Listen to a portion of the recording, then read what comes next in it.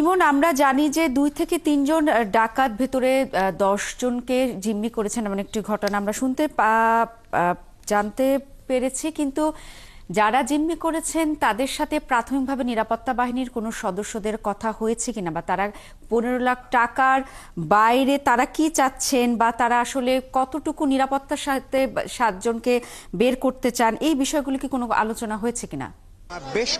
সকল বাহিনী রয়েছে, বেশ কয়েকটি বাহিনী না, এখানে সকল বাহিনী রয়েছে। রাষ্ট্রের সর্বোচ্চ পর্যায়ে আইন শৃঙ্খলা বাহিনী বা যারা এই পরিস্থিতি সামাল দিতে পারে সেনাবাহিনী, তারা নিজেরা উপস্থিত রয়েছেন। এখানে এক্সিকিউটিভ ম্যাজিস্ট্রেট রয়েছেন 2 জন, অর্থাৎ যে কোনো আদেশ বা যে কোনো সিদ্ধান্তের বিষয়ে 2 জন রয়েছেন, এবং সরকারের উচ্চ মহলেও তাদের সরাসরি যোগাযোগ হচ্ছে যে এই পরিস্থিতিতে তারা কি করে সামাল দিবেন, কি পরিস্থিতিতে তারা এই বিষয়টা সামাল দিবেন। সে কারণে এখানে যারা রয়েছেন, অর্থাৎ আমরা যে সকল কর্মকর্তাদের কাছ থেকে বিভিন্ন তথ্য পেয়ে থাকি বা আনুষ্ঠানিকভাবে এই তথ্যগুলো যারা জানাবেন, এখনো কোনো সিদ্ধান্ত না হওয়ার ক্ষেত্রে আমরা এই তথ্যগুলো কিন্তু তাদের কাছ থেকে পাইনি। অর্থাৎ আনুষ্ঠানিকভাবে কত টাকা চাওয়া হয়েছে, কত টাকা তারা চাইছেন, কি প্রক্রিয়ায় এই যারা জিম্মি অবস্থায় রয়েছেন তারা কিভাবে মুক্ত হবেন, এই পুরো প্রক্রিয়াটি এখন পর্যন্ত ধোঁয়াশায় রয়েছে। তার কারণ আনুষ্ঠানিক কোনো তথ্য বা এই পরিস্থিতির উত্তরণের কোনো তথ্য আমরা এখনো পাইনি, এবং নিশ্চয়ই আইন শৃঙ্খলা বাহিনীর কর্মকর্তা যারা রয়েছেন তারা এই তথ্য পাওয়ার সাথে সাথেই এই যে শ্বাসরুদ্ধকর অবস্থা, অর্থাৎ যারা জিম্মি রয়েছেন তাদের জন্য যেরকম শ্বাসরুদ্ধকর অবস্থা,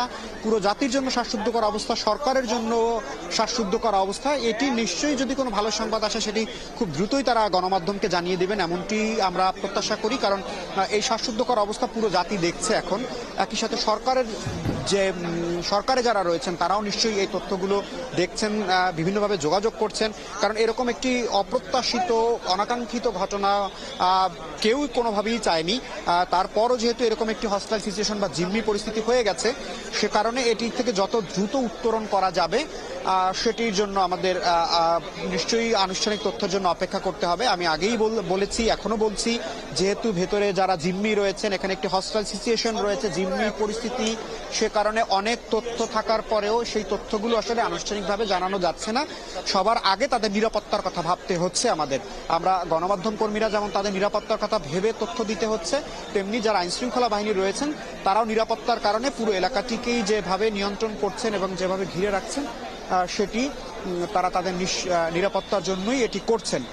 আমরা দেখতে পাচ্ছি যে পুরো এলাকায় আসলে আইন শৃঙ্খলা বাহিনী ছাড়া আর কোনো সদস্যকে ভেতরে ঢুকতেও দেওয়া হচ্ছে না, বাইরে থেকে বের হতেও দেওয়া হচ্ছে না। বাড়ির যারা বাসিন্দা রয়েছেন তাদেরকেও ভেতরে থাকার কথা থাকতে বলা হচ্ছে।